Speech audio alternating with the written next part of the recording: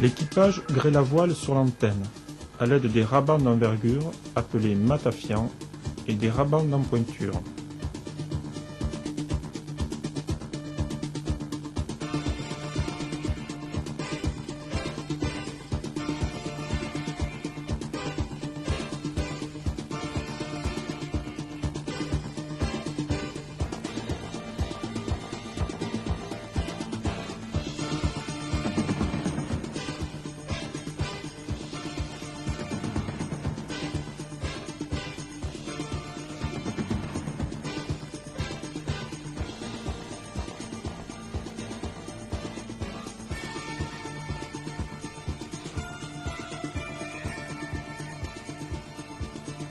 L'antenne est maintenue contre le mât par une drosse qui forme un nœud coulant en passant dans une moque. Elle est hissée grâce à une drisse composée d'une tague, appelée flon, et d'un palan.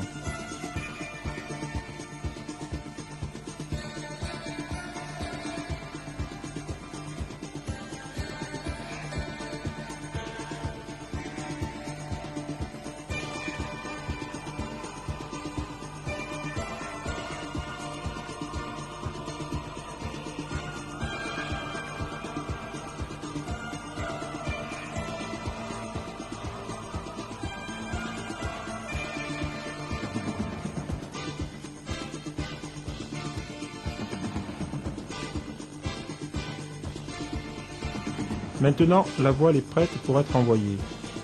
Le daban, palan d'amure et l'orsapoupe, survivance des bras de la voile carrée, sont à poste, au bout inférieur du quart. À l'aide de la drisse, la voile monte le long du mât, puis l'escoute, l'écoute, est passée dans le point d'écoute de la voile.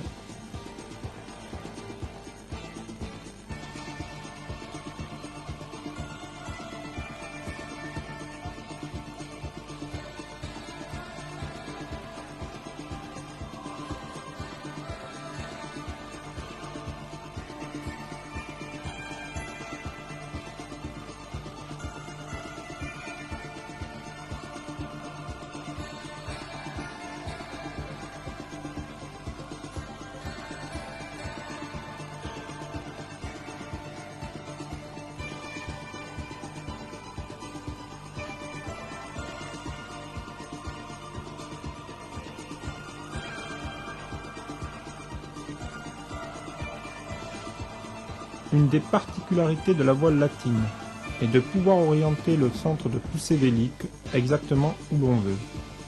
Cela grâce à l'antenne très mobile qui peut être placée à l'horizontale.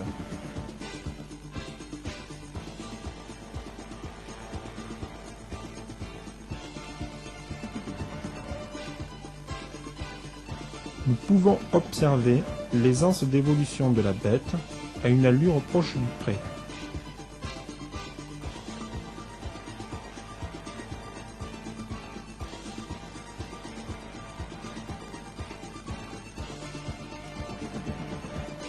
Le virement pour se retrouver à la bonne main par petit temps est réalisé à l'aide de la rame. Cette manœuvre offre un meilleur rendement à la voile.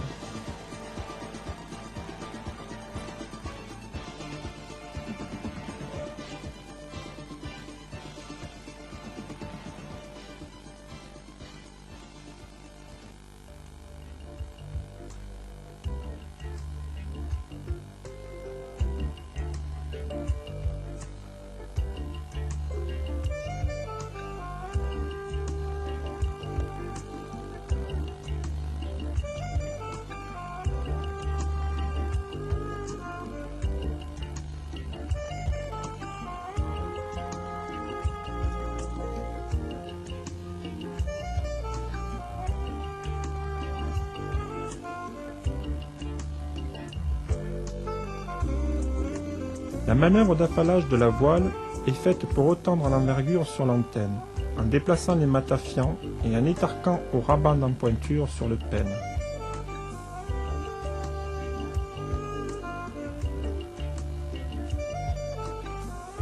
L'on peut remarquer la facilité avec laquelle les enfants se déplacent à bord de la bête grâce à son fond plat.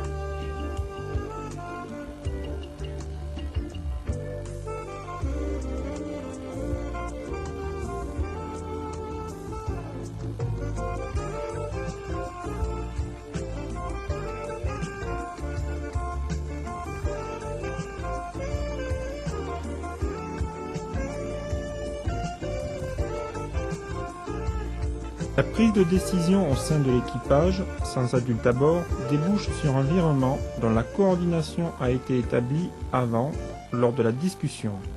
Après le virement, la voile va se retrouver au vent du mât, à la mauvaise main.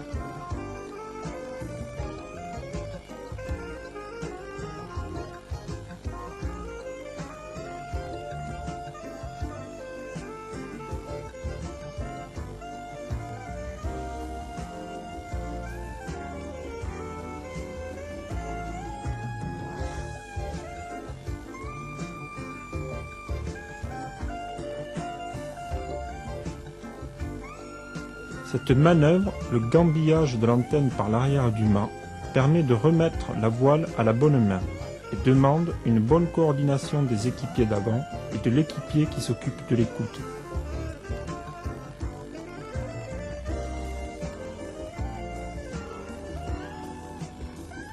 Après avoir gambillé, l'équipage règle à nouveau la voile et reprend sa place de façon à relancer le bateau avec le nouveau réglage.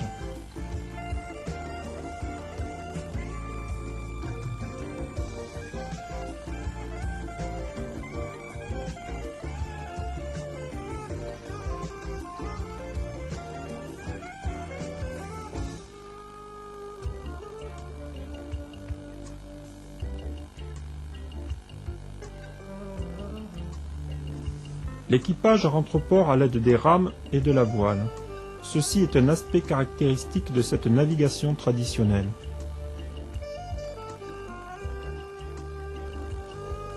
Sur ce bateau, l'on peut remarquer un autre détail du gréement latin. La trosse, sorte de haubans, ici sous le vent à la mauvaise main. Après empannage, la trosse se retrouvera au vent et offrira une résistance à la poussée qui s'exerce sur le gréement.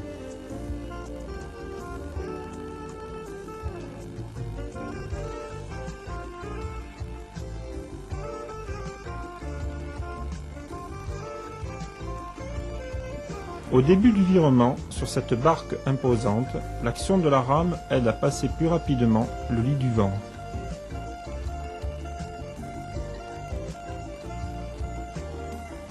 Les tambrés du mât, appelés bandes à bourre, supportent le point d'ancrage de la guindarès.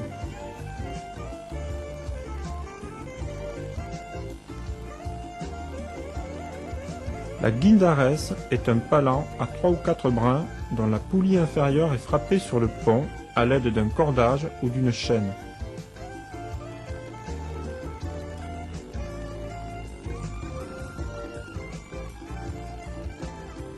Les voiles de coton et les ralingues de chanvre toujours présentes sur ces bateaux nécessitent parfois quelques réparations. Geste à ne pas perdre et à perpétuer pour assurer la continuité de ce passé et l'authenticité de ces bateaux.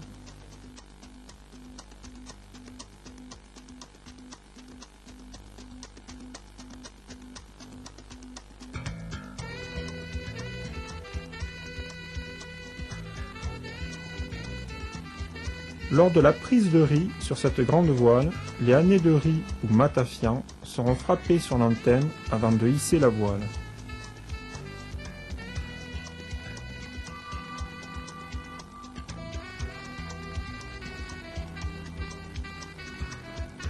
Les équipiers se servent de la guindarès pour hisser la voile. Ils relâchent la trosse pour permettre à l'antenne de glisser le long du mât.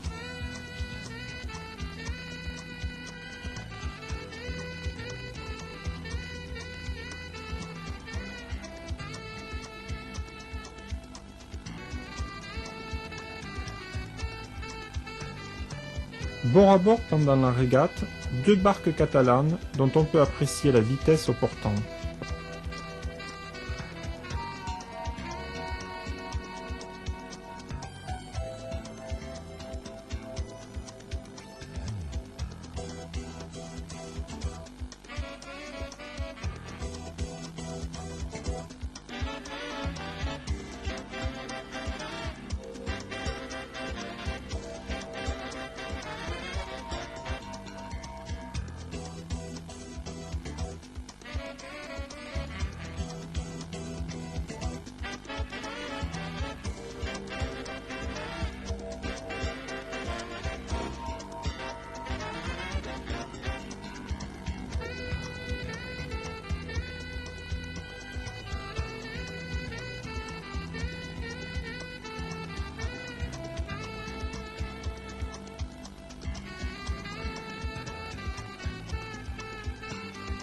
Bordez la voile avec l'écoute, appelée escoto, qui passe dans le casse-escoto, simple échancrure sur les tambours, demande 2 ou 3 équipiers suivant la force du vent.